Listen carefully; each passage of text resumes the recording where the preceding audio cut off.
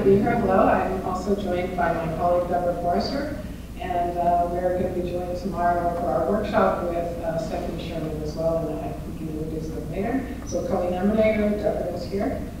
So we all have a notion of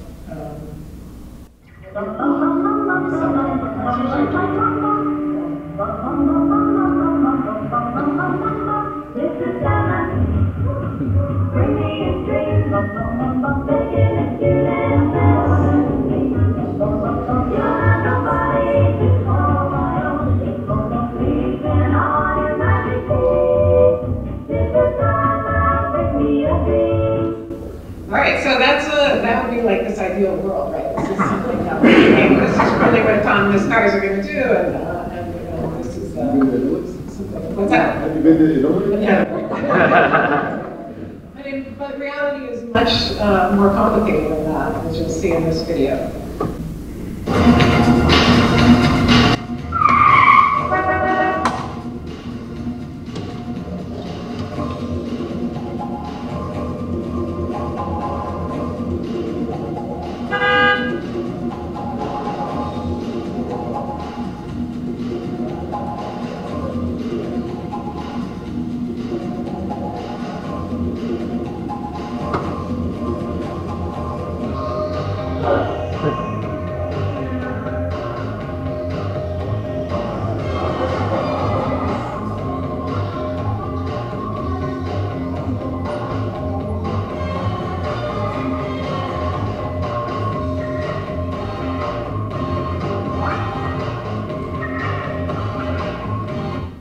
Okay, so I'm going to cut that one short because of the time constraints that we have. But as you can see, and as you probably already are thinking about, the real world is a much more complicated place than people are assuming when they're driving these cars.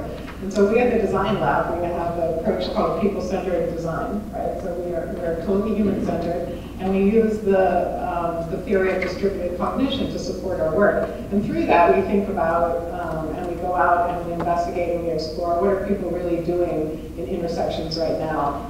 What's really happening out there. We see the world, we don't see just one vehicle, one driver, or one vehicle and one pedestrian, but we see this as a much larger system where you have lots of interacting things, you have much higher scales than you typically see in autonomous vehicle advertisements.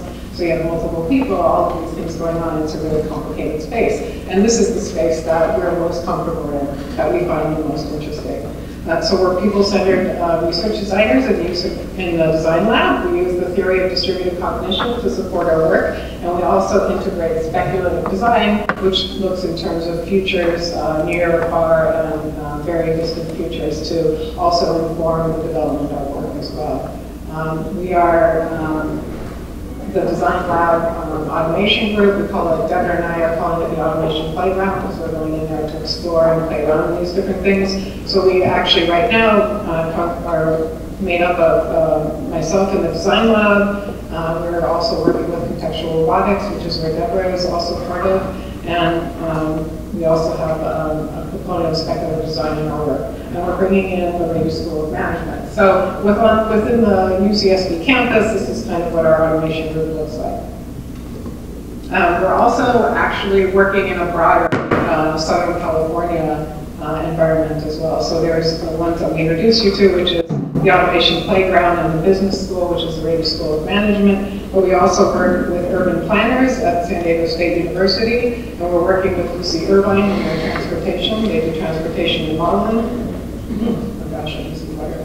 But, and then we also work with the San Diego Association of Governments. And so when we're thinking about how the world is a complicated place, it's not just within the intersection, but it's within this entire ecosystem, right? So if you're going to develop something, you have to make sure that you understand where the ecosystem, where your systems have to function, where the government entities that are working in it, our transportation modelers and such. So we invite all of you to come and join us in this playground if you would like to. I'm going to talk about our current workshop. Awesome. So we're excited to be here. We're a little bit kind of in left field from what we've kind of heard so far in terms of really wanting to get through the human experience of individuals in kind of complex ecology. And we've been reading this book, Mismatch, by Kat Holmes. I don't know how many of you have attended her, but she's trying to change the way we think about inclusion and exclusion. And basically, rather than taking inclusion just as a feel-good thing that is good to have as a priority, she turns it around a little bit and says, what if you just have a rule you cannot exclude?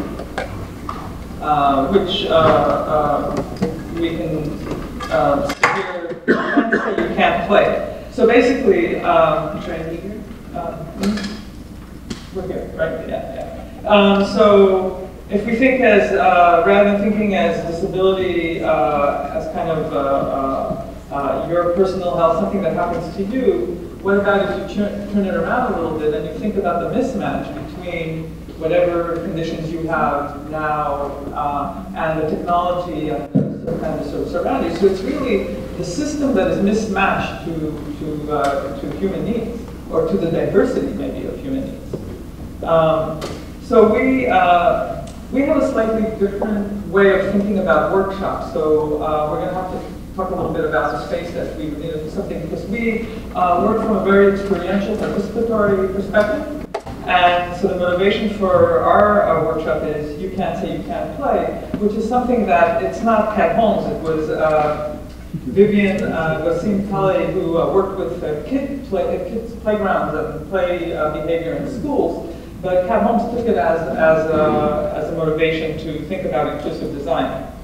Do you want to talk a little bit about motivation? Yeah, so I think also, so this whole notion of that you can't exclude and it's the right thing to do is really, it's not just about it's the right thing to do. It's really about, it's not a feel-good measure. If you're a business and you're going to engage in our society, you have to think about what's good for your business to do these things as well. So you can think about increased customer engagement. You're going to be growing a much larger customer base, because if you think about the number of people that are mobility disadvantaged or mobility, we've been playing with these words, but mobility underserved. These are huge numbers of people and possible customers that we could be taking advantage of.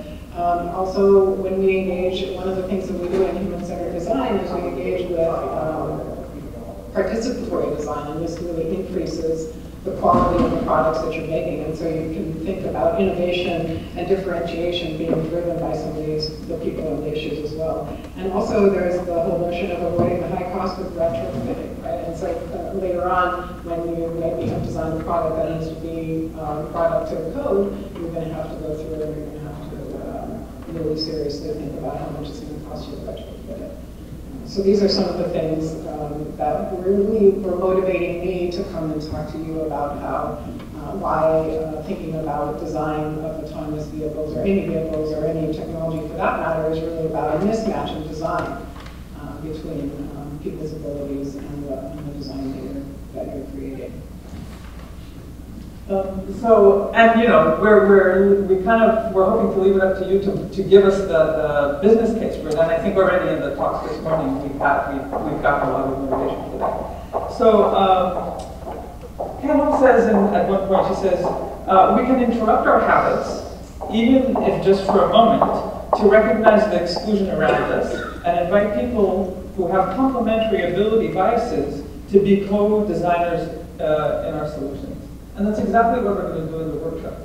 So we have a participatory workshop.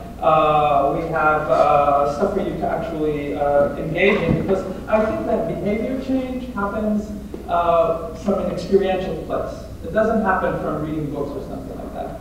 And I've done an ethnography on safety in fleets, and what I heard over and over again is that the near misses is what really brings people to change their behavior. And it's a near miss that either they experience, or a near miss that even someone else experienced, but they shared with them.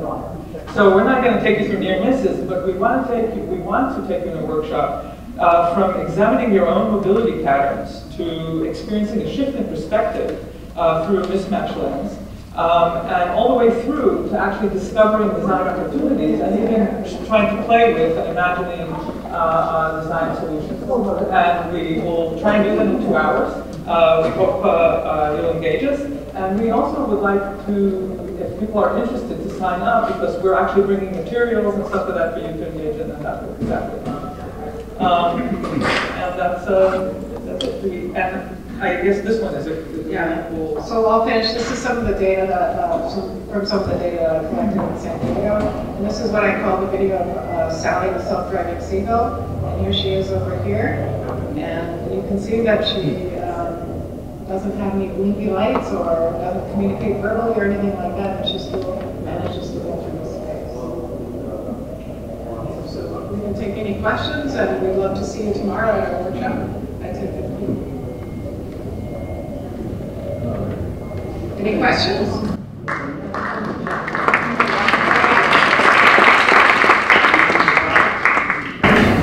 You're in that cold room.